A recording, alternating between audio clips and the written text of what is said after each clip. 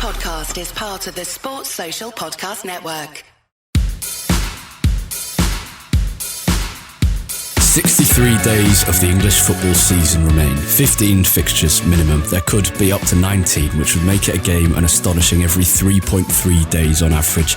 So, you know what time it is. It's the business end of the season, the back end of the season, a home straight, and let's have it. A very warm welcome to the Manchester United Weekly Podcast midway through this March international break. Thank you for joining us. I'm Harry Robinson and Jack Tate is with me as always, and we're looking forward to getting the focus back on club football and on the next couple of months, previewing our next game against Newcastle and answering questions from our patrons. Before all of that, let's chat a bit about where we've been over the last week or so, because I was at Old Trafford, a first weekend off in many, many weeks, and I somehow ended up back there, but it was a pleasure to be there. And Jack, you were getting a more unique for us as Englishmen experience in footballing Europe. How was it? Yeah, it was great. You obviously played some of the sound in the last episode. Yeah, I was lucky enough to go and see Borussia Dortmund a couple of weeks ago against FC Köln. It was a great experience, honestly. It reminded me a lot of some of the conversations we've had in the past about how football culture, especially the way that fans act inside stadiums while a game is going on, just differs a lot. You talked about in your experience in South America, how it's very much kind of almost separate from what's happening in the game, whereas in England, it's really reactive to the game. Germany felt like it fell somewhere in the middle of those two. Right. That's interesting. Because this has been one of my great frustrations I said this is the most, I say this accepting a monumental privilege it is to get to watch Manchester United play in Europe. But one of the frustrations I think for travelling United fans has been with the recent European draws, especially post-COVID, is so dominated by Spain. Cyprus and Moldova were brilliant.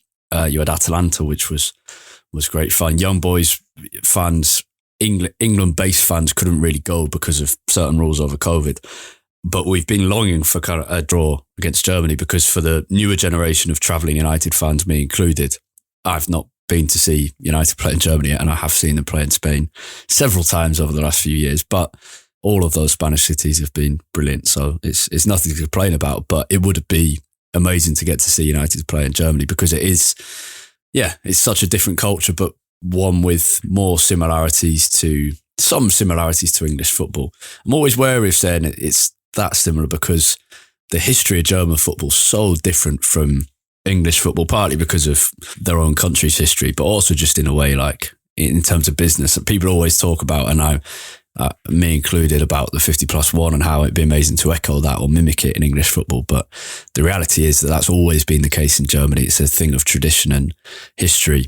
Whereas English football has always been since about 1890, has always been about businessmen running clubs, and they've always had a little bit of personal motive. We'll talk about United's ownership in a bit, actually, but what about... that shows in the stadium too, honestly. You go in and outside the ground, there's plenty of little stalls set up and you get food for a couple of euros. Inside the stadium, it's like €4 for a beer. You know, it is just a really different experience. You know, Old Trafford, cheapest beer in the league, it must be said. Yeah, it's not, I've got to say, especially having lived in the US for a while, that makes prices in England look really cheap. Yeah. Over here, you go to a stadium, it's like you're paying like $15 for like a play. But again, basically, that reflects, correct me if I'm wrong, but my instinct would be that reflects what football has been created for in the US, in that it's never been the product of, those teams are franchises. They're not the product of a factory or a church or an education institute as English football teams primarily. There's very few that weren't founded like that. Chelsea are one, Liverpool's another, but the majority of them were works teams or factory teams or church teams. United being a railway works, Manchester City being from a church. So it's... And that meant, the whole experience was for those people. Whereas I guess in the US, the whole thing has always kind of been a business. Yeah, and obviously the teams and the crowd as well. Surely has never been that working class. And the teams have always been set up much more intentionally and kind of artificially here in a way that they haven't in the UK. Obviously, like you said, apart from MK Dons. Yeah, apart from MK Dons, but a lot of professional teams now, like you said, grew out of kind of working class grassroots teams that still to this day, you can see a lot of the similarities if you just look at any sort of random, Sunday league. That doesn't really make sense. Yeah. Sunday or Saturday league around the country at amateur level, there's still a lot of teams that are related to either professions or churches or, certain little neighborhoods here and there. It's just a very different kind of history of how sports were changed. In Germany, I've got to give a quick mention to the FC Köln fans as well, who were unbelievable. Obviously, Dortmund is famous for its atmosphere. The yellow wall, I was sitting the other end of the ground opposite. It was a brilliant spectacle. The yellow wall definitely lived up to expectations, but the Köln fans were unbelievable. Bearing in mind, they lost this game 6-1, Köln, against... They're not huge rivals with Dortmund, but Cologne as a city isn't far away from Dortmund at all. And yet, there wasn't a single Köln fan that left the stadium. They were honestly making more noise than the Dortmund fans throughout the game. They had flares and fireworks going off the entire time. It was... They were honestly a real unexpected kind of part of the game. I got chatting to some of them afterwards as well, which was a lot of fun. And I think the other thing that I really noticed with German football, it was... And this is probably partially to do with the way that it's sort of policed as well, but the whole event felt a lot less antagonistic than English football can between the different groups of fans. Right. So travelling to and from the game, all the fans were mingling together. There was no sign of any sort of trouble or any kind of want to be sort of this like really separate like tribal parts. But then when you get in the stadium, it was the same amount of like passion and vigour and supporting that you get anywhere in England, really. It's an interesting difference. I guess the caveat to that is German ultras groups have maintained much more significance than any English firms. Actually, funny enough, you mentioned the ultras. When we got talking to some Köln fans after the game, all they wanted to talk about was this new little group of Arsenal fans that have started calling themselves ultras as well. They were so excited that someone else outside of Germany still had, some kind of ultras group. Yeah, I get it all links back to the point you were making earlier that English football fan culture is all about responding to what happens on the pitch. And I think if you separate that from your fan experience, it's much easier to mingle with the opposition and have it less antagonistic. Yeah. I wouldn't swap it, English fan culture, but it's also interesting a point you said about fans staying, which used to be a thing of a source of pride for United's travelling support. But we've seen in the last couple of years at City and Anfield, United fans leave early, and they are obviously well within their rights to do so. They've paid to be there. But I know there is a bit of a rift within United's away support at those who leave such games early when you're 6-0 down at Anfield, and those who think it's a responsibility to meet the level of privilege it is to get to be at Anfield and watch United and stick around and support the team till the end. It's interesting. Going back to what we were saying earlier about the difference between England and the US, it made me think it's such an interesting parallel to draw with the women's game in England, because, for example, United women it's such a unique kind of way to bring in a support group, because United women's support is still separated. I'm pretty sure almost everyone who supports United women will support United men. But there are some exceptions, I think, and it's more about the lack of history of that fan culture and the fact that, again, United women are created for business purposes, like an American football team, unlike Manchester United or unlike a German team. It's fascinating. And it was their second match at Old Trafford this season, fourth in total, and a very good win against West Ham, 4-0. Slightly dull and not amazing first half performance, and then switched it on for many parts of the second half. Led initially through a penalty that Katie Zellum scored shortly after half time, and then the third goal in particular was a really nicely worked goal. Lucia Garcia got 2, Katie Zellum the one with the penalty, and Martha Thomas the other. Garcia and Martha Thomas both off the bench to score. It was the first one I've been to there's been 3 others at Old Trafford. One was during COVID, and then the 2 others, there was one I actually had a ticket for and then couldn't go to, which was a real shame, earlier this season. And then, it was good fun. It wasn't the biggest crowd. It felt very strange not sitting in my normal area of the ground. I was sat directly opposite, so I was just to the right of Jay's stand, so the other corner to Stretford End right side. It's so weird how much of a difference that makes to your experience. Having to be sat down as well made me register exactly how little leg room there is at Old Trafford. It's unbelievable. I've sat down at half time before, but I'm pretty sure the area that I sit in has a little bit more leg room. This part of the ground was, incredibly uncomfortable. What part of the ground were you in this time? Just to the right of J stand, so kind of in line with the goal at E stand, opposite Stretford End. Right. In the North stand. Yeah, it was very different, but it was a good day. Well, it's just yet another kind of reminder, isn't it? Just how kind of old a lot of Old Trafford is and remains to be, which is something we'll probably come on to later in the episode. Yeah. It was. But the performance from the women's team was really, really good, and obviously Man City beating Chelsea. Yeah, massive result. The next day, or I know it was earlier that day, wasn't it? It just blew the. No, it was the next day. Open. Yeah, it was. That our game was on Saturday, and City Chelsea was Sunday. Yeah, but it means United are top of the league. So City now on 38 as well. Yeah. United and City level on 38 with the same number of games played. Chelsea have a game in hand on 37 points. And I think Arsenal, I'm about to check this, but I'm pretty sure Arsenal on 35 with one game played fewer as well. And so there is a scenario in which all four teams, it requires a lot to happen. But there are 6 games left of the season for United, 7 games left for Chelsea and Arsenal. It's not completely beyond the realms of possibility that all 4 teams will either be on the same number of points or within 2 or 3 points of each other on the final day of the season, which would be the most incredible end to a football season, because not only would it mean 4 teams competing for the title, if they're all within 3 points of each other, it would mean one of them also miss out on Champions League, because only 3 teams qualify for the Champions League. So it would have you could be favourites for the title going into the final day and not qualify for the Champions League.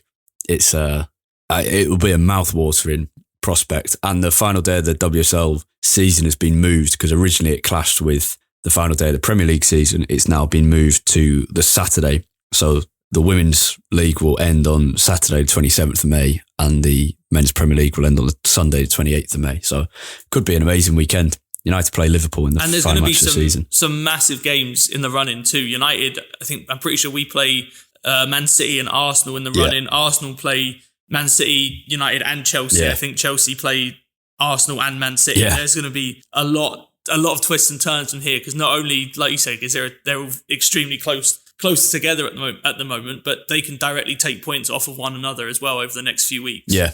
I also found it really interesting. I went with quite a mixed group, a couple of kind of hardcore Reds supporting the men's team, and a couple of people who very rarely go to football matches, have been to a couple ever, and a couple of men's football fans who have watched very little of women's football. And it was really interesting kind of gauging opinions, and it was clear that those who had watched very little of women's football pointed out a couple of players, Ona Battier, Ella Toon, Alessia Russo, and I think one said Leah Galton as well, in saying they stood out as proper, genuine class, and that the rest of the game there were moments where he thought this is quite poor.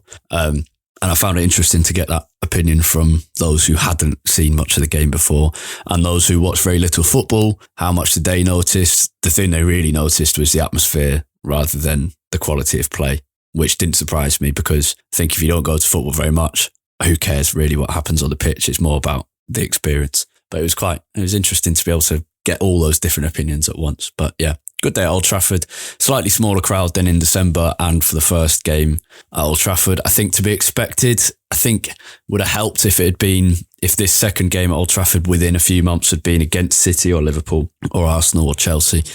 But yeah, it was still good. Good turnout. I think it ended up being 21,000 officially, around that number. But yeah, a great win. And yeah, if you've never watched the women's game, there's going to be some properly exciting fixtures coming up. United's next one will be this weekend. Let me just check if it's on any TV channel. It's away at Brighton. It'll be on the FA Player, which you can sign up for free. That might just be radio commentary. I can't remember. Anyway, yeah. Let's have first guess the player clue. As a very brief reminder, there's 3 clues. The quicker you get it, the more points you get. Jack is setting the clue this week for me. And can we have clue number 1? Yeah, the first one is short and sweet this week. So clue number 1 is, I'm one of very few players to have played both for United and in the Chinese Super League. Oh, wow. First thought is Marouane Fellaini, but I'm not going to go with that. Yeah. I'll just let things fester. I'm sure there are a few other players, but he was my instinctive reaction. But yeah, I'll wait till your second clue, which we'll have after we look ahead at the kind of the rest of the season, a bit of an open section. Let's start with ownership, because I was thinking, what are the things that are going to define the rest of the United season? And it's easy to think, the Europa League, the FA Cup, and what we do in the Premier League, whether we finish top four. Let's have it right. It's going to be what happens with the ownership. As much as I do not want it to be, as much as it depresses me to say that, it's a really interesting situation in which my main conclusion is that still no one really has any idea what's going on, that the process is being done quite messily. There are genuine and well-reasoned concerns that the Glazers aren't looking to sell the club. If that's the case, the number of bridges they've burned in doing so would seem incredible. It's all a strange situation. What are your thoughts going into it? There's an interesting interview with Thomas Silakos, the Finnish investor who came in very last minute. He's done an interview with the United We Stands podcast, which I recommend listening to. It's just interesting for various facts about Finnish football and Finnish footballers against Manchester United, as well as this guy's thoughts. He speaks a very good game, hearing fairly decent things about him, but it seems very unlikely he'll be able to challenge the kind of two favourites at the moment in Jim Ratcliffe and Sheikh Yassim. Well, let's not say it's Sheikh Yassim. It's Qatar. Anyway, what are your thoughts? Well, I think the biggest one, you mentioned it there, is just, I think without knowing so many of the details, the biggest thing that just stands out is how poorly it's being run. And you can tell that, the biggest way you can tell that honestly is from the way it's been reported in the media, because normally, obviously these things kind of happen behind closed doors. They're not going to publicize, every single piece of information, but normally the media are briefed so intentionally and so precisely so that they get certain stories out and with certain angles on them. And even the reporting that's been happening from Sky Sports and other journalists all around the UK has been an absolute farce. It's been so messy. On the Wednesday, when the initial deadline was set for bids to come in, we had the initial report that Sheikh Jassim had put the bid in and that Jim Ratcliffe had then missed the deadline. Then 15 minutes later, we heard there were no bids reported. Then half an hour after that, it was reported that Jim Ratcliffe had requested an extension. And then 20 minutes later, we found out both had requested an extension or both been granted an extension. And I think that is probably the biggest indicator that you can find that it's been a very messy process so far. I think, obviously out of the two favourites, I think my loyalties very much lie with Jim Ratcliffe and wanting the bid to go down, wanting United's ownership to go down that route. But I am massively worried about the potential for this to all have been kind of a stalking horse for the Glazers to get United's stock price up and sell a small minority stake to someone like the Elliott Group that has reportedly put in a bid for minority ownership just to try and raise some money to spend on Old Trafford. So they still don't have to put any of their own money in, but can get kind of the best price for that minority stake. That is still a big worry for me. And the Elliott Group are famous for seeing football clubs very much as, they're basically a venture capital firm, and that's kind of how they see football clubs strip the assets. Yeah, and obviously that is the exact thing that we were hoping that we would get rid of by selling the club. So I think that has to remain a massive, massive worry. Yeah, let's see what happens. I think the thing about reporting is interesting, and it's the fact that these are sports journalists who have sources all throughout the game, but those sources will be an agent or an agent's brother or player or player's brother or dad or mum or auntie or whatever, or a kit man or a physio or an analyst, whatever.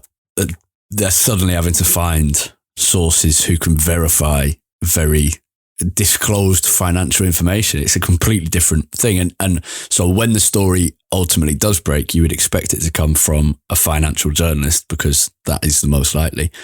But yeah, it does make for baffling reading. I think that also goes back to the Rain Group as well, the bank who kind of overseeing the sale on behalf of the Glazers. Because you kind of contrast this with what was happening during the Chelsea sale, which I know was very different because it was more coordinated, because it had to happen in a very quick timeline because of everything that was going on with Roman Abramovich at the time.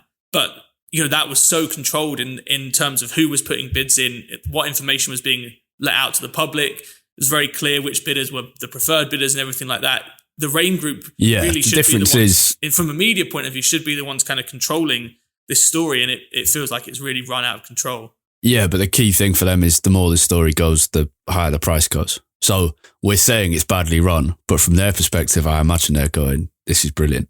The amount of the amount of stories it's generating and the competitiveness it's driving between the interested parties is, I can't imagine anything but a good thing for the Rain Group, unless it happens. It turns out that the Glazers won't be selling the majority stake. Because if that happens, you would think the reputation of all involved will be burned significantly. But I imagine they're thinking this is all going pretty well for them as the price gets higher and higher. That will define things. And as a couple of my mates have said over the last few weeks, when we've had good moments, you've got to enjoy these moments because we don't know what's coming next. And there are a chance that these are the last months where you can be, what's the word? Unapologetically proud of what United are doing, I think. And there is a possibility that in a few months, some of you might be able to do that. Fine. It's a game of opinions and life is about opinions. But I won't, if Qatar are the owners of Manchester United, I won't be able to be unapologetically proud of what the club are doing. So yeah, we'll enjoy it for now. Are we going to be able to enjoy it? It's the thing. Injuries, suspensions, a lot of games coming up. But possibly successful last couple of months. I think so. I'm listening to the episode that you recorded when I was in Germany, and I think you kind of hit the nail on the head in saying that, performances have massively dropped off over the last month, let's say. We've still managed to grind out some pretty good results, and I think that will probably be the name of the game for the rest of the season. The international break came at a pretty good time, actually, and probably with the exception of Bruno Fernandes, there, a lot of United players got some much needed rest. Casemiro has played, but obviously has been kind of getting a rest anyway because of his domestic suspension. And been made captain, at least for now, because Brazil only have an interim manager, but being made captain of Brazil, which is lovely. Yeah, and scored on his first game as captain, I believe, the other day as well. Well deserved for a man we all deeply love. But, Luke Shaw and Bruno Fernandes were the two I was worried about in terms of not getting rest. Bruno has played a lot of minutes, but Luke Shaw obviously got sent off as well, which was quite timely from a United point of view. Great work from him. And so, it's come at a good time. A lot of key players have been getting some rest. You'd hope that coming out of this international break, we can improve our form a little bit. But, I mean, the games are just going to keep coming left and right. I'd be very shocked if United were playing, brilliant football from now until the end of the season. I think it is going to be a slog. Yeah. Painful but successful is something I will absolutely take. I think that's kind of the best I'm hoping for. Yeah. What's the worst case? Not that you think's going to happen. I guess it's dropping out the top four and going out both competitions with a load of injuries. Yeah. And I mean, go on. I think the worst case scenario is probably you lose to Newcastle this weekend, which I think would put us level on points. Yeah. And then, Spurs somehow get their act together with Christian Stellini in place instead of Antonio Conte, and Liverpool also do the same. And that, I think that's really been the biggest disappointment. The Liverpool defeat and the draw to Southampton have really dragged us back into this top four fight when we had some breathing space a few weeks ago. Because, if we had that breathing space still, that would give us the opportunity to maybe rotate a few players in the Premier League. If we had to, really focus on the Europa League and the FA Cup, as it is, we can't really do that. One of those two cup competitions might suffer as a result. Yeah. Absolutely. The other thing I was thinking about, what kind of our expectations should be. Some opportunities here for Pellistri. Garnacho being injured is a real negative because of how much he was giving to the team and just that kind of diversity in ability in the side. Great that Rashford can get some rest, but Pellistri, you think, will be coming in. You'd expect Kobe Mainoo to get a few more appearances before the end of the season. I was trying to think about any other young players who might get their kind of first opportunity, because obviously Mainoo and Garnacho and Pellistri have got theirs. This would be a continuation rather than a start. Zidane Iqbal's a possibility in these final few months, but Christian Eriksen coming back, we'll see.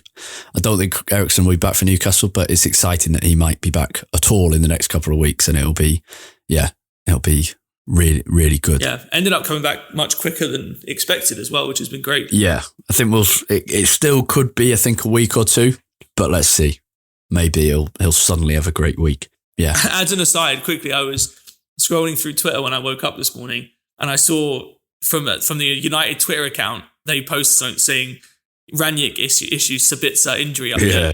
And I was so confused reading that because at first, as I was scrolling up, all I saw was the headline. I was like, hang on, what? It's not. It's not 2022 anymore. Has Ten Hag all been a dream? Yeah, You've just woken up. Yeah, God, that'd be depressing. Okay, let's have a couple of bold predictions. Finishing, we'll do Premier League finish, then how far we'll get in each of the competitions. I'm going third. If we win this weekend, third. So not. That's a cop out. Third, I mean, I would still say third is the most likely position we'll finish. Okay, yeah. Europa League, think we'll win the Europa League and lose to City in the FA Cup final. I'm also more confident actually about the Europa League than the FA Cup, even though we're a lot closer to winning the FA Cup in terms of matches left to go. I think we'll lose to Brighton in the semi-final, and I think we'll win the Europa League. Yeah, I'm just thinking, would I rather lose to Brighton or City?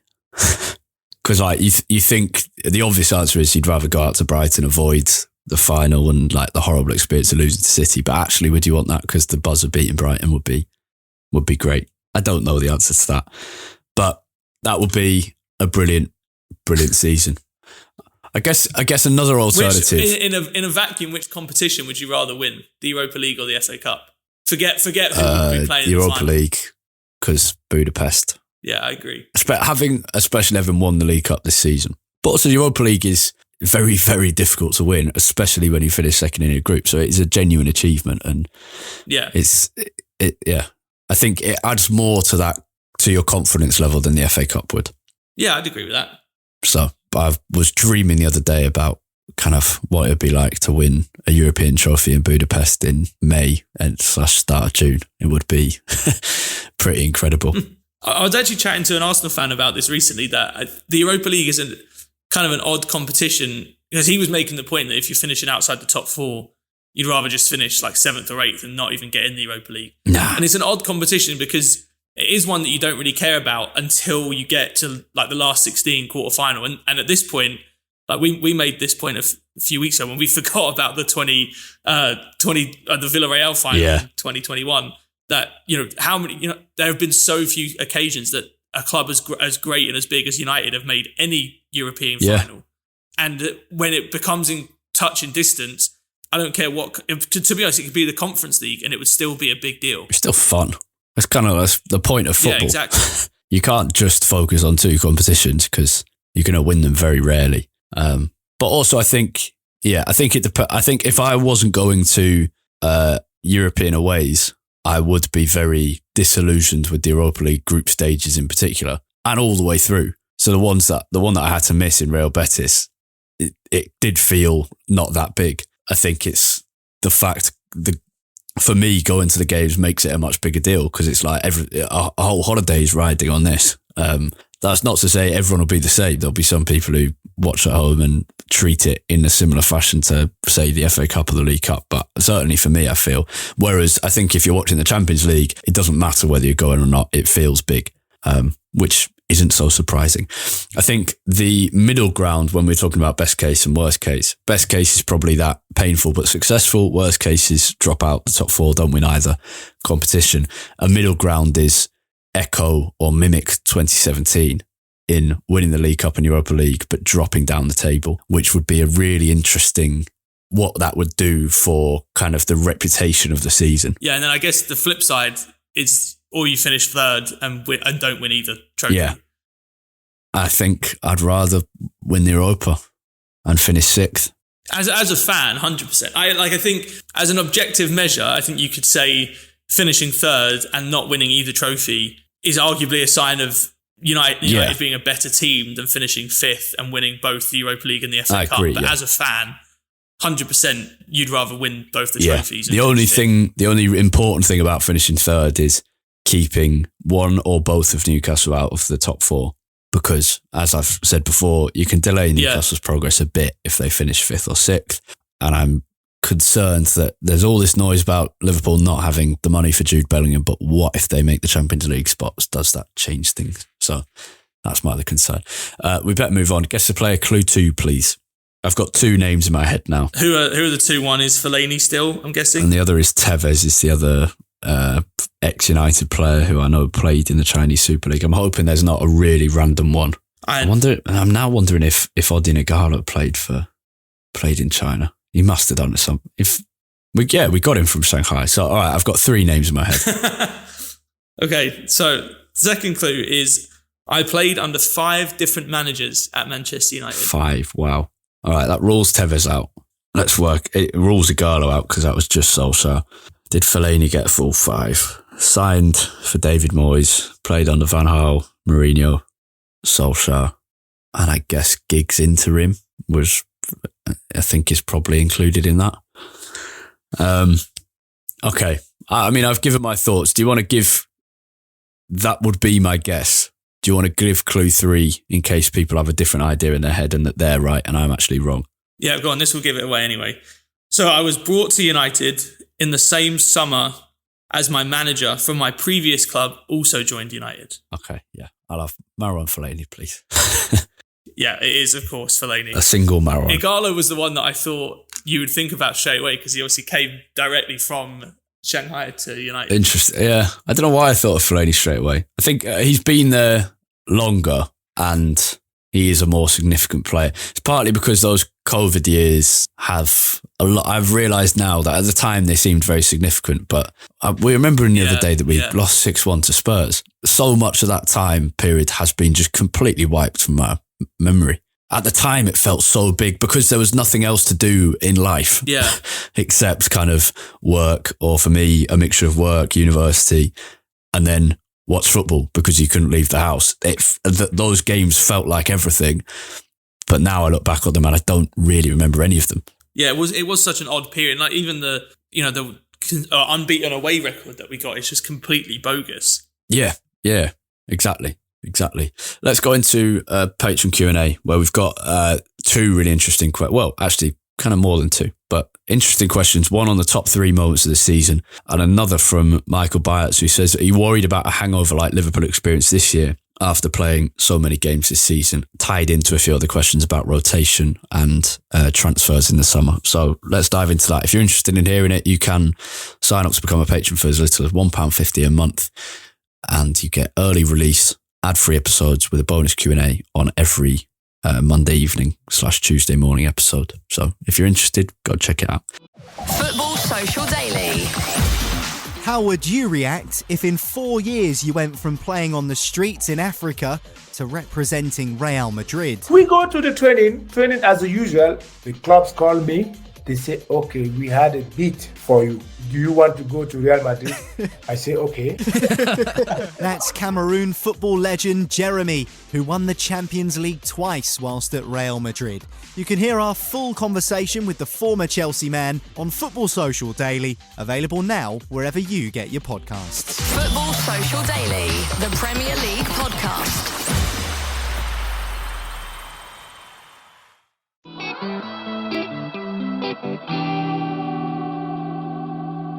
Okay, let's just coming out the Patreon Q&A.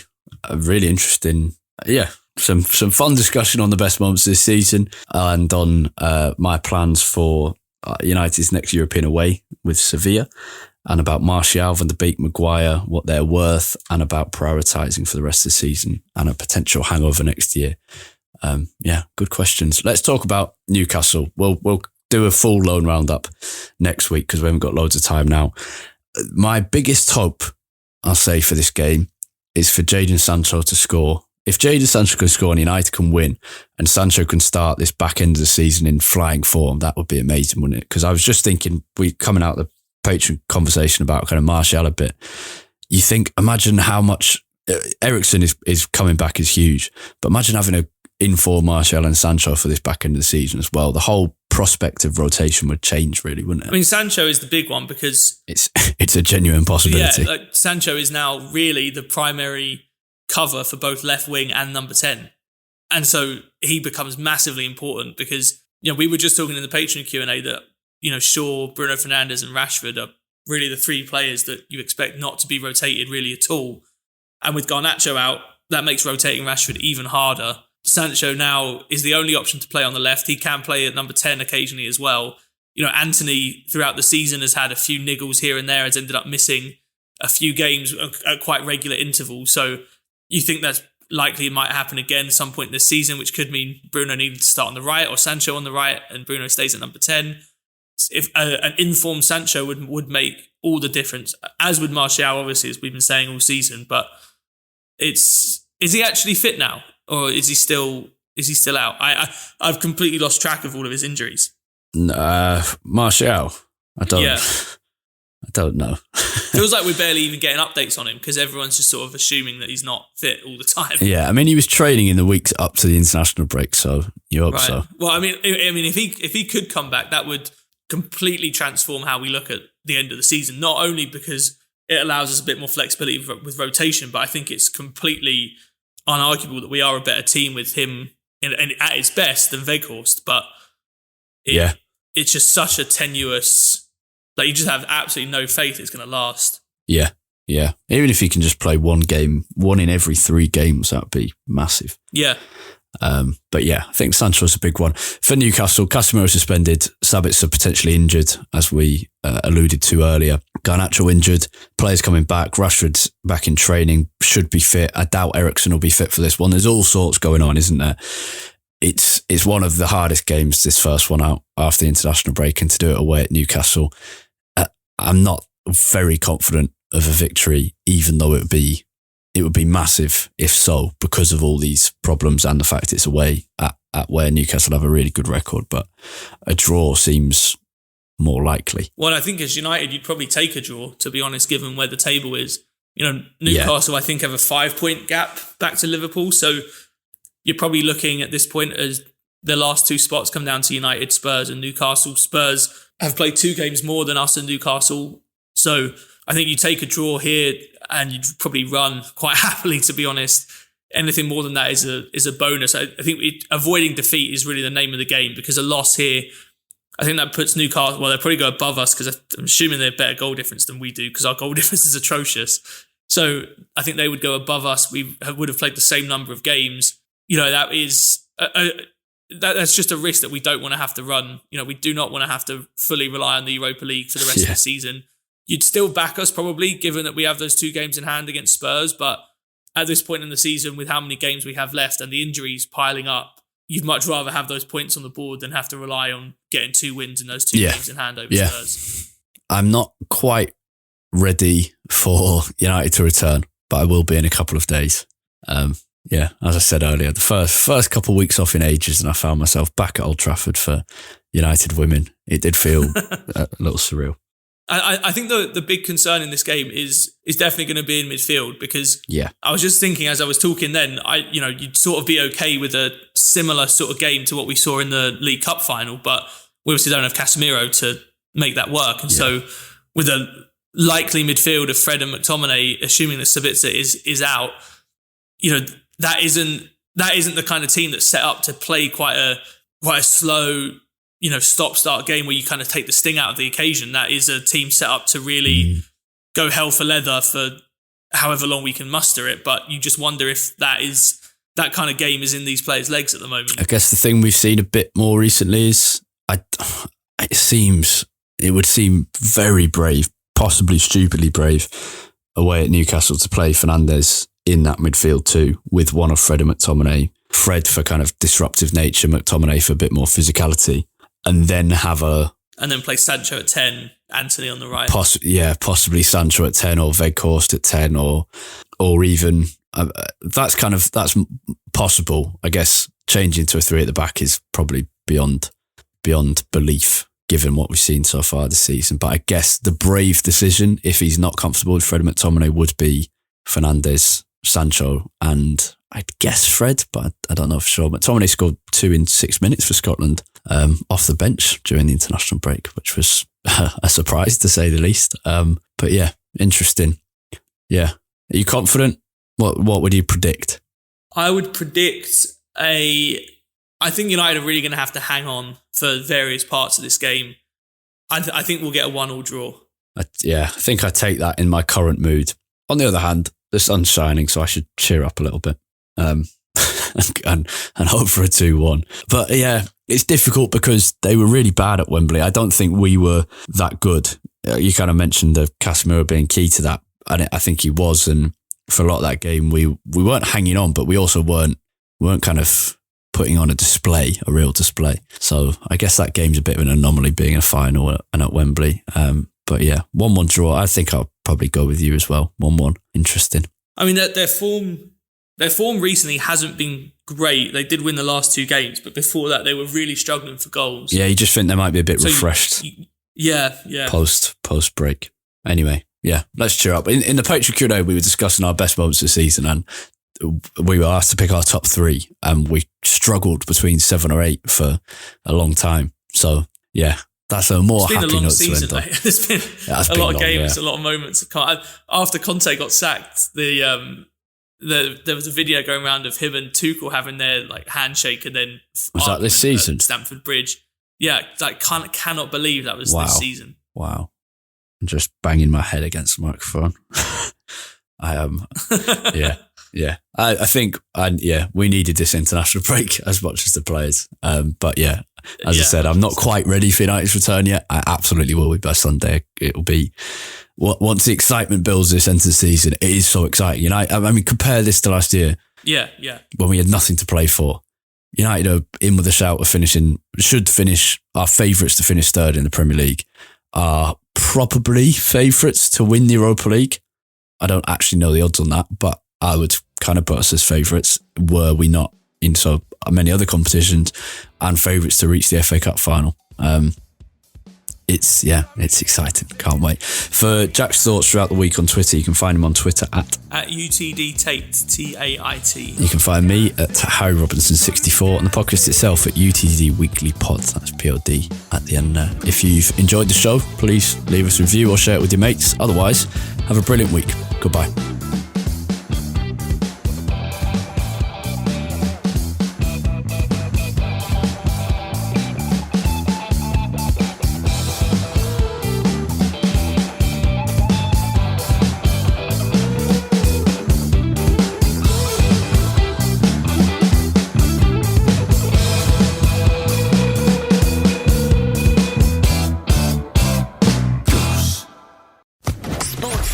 Podcast Network.